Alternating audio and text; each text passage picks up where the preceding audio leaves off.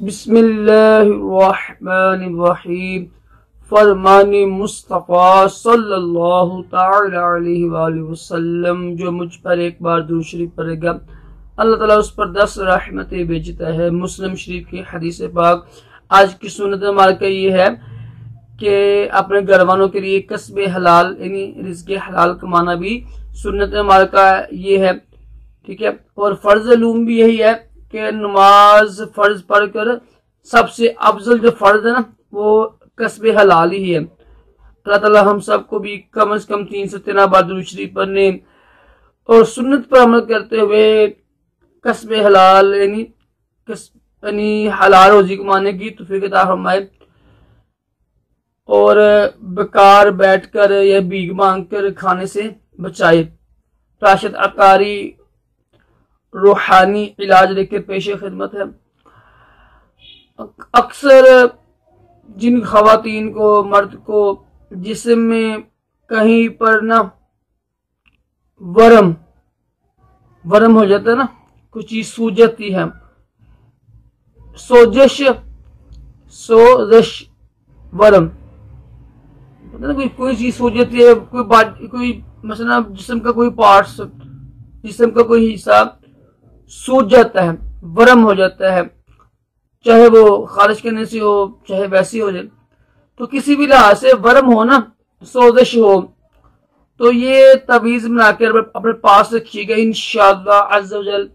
اس کی برکت سے ایک اللہ تعالیٰ کے ولی کامل امیر اہل سنت حضرت علامہ مولانا محمد الیاس عطار قادری رضوی ضیائی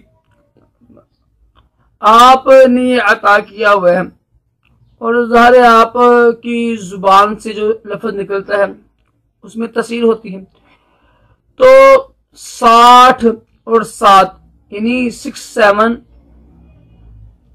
60 بار آپ نے لا الہ الا اللہ لکھ کے نا، میں آپ کو اوپر تصویر بھی بنا دوں گا، وہ دیکھ کے آپ پہلا کلمہ ہے نا لا الہ الا اللہ، یہ لکھ کے آپ نے 60 بار یعنی 60 اور 7 6 اور 7 لکھ کے آپ نے نا اپنے پاس رکھ لینا ہے، چاہے تو بازو پہ باندھ لیجیے گا، چاہے پر گلے پہ باندھ لیں، تعویذ بنا کے چمڑے کا۔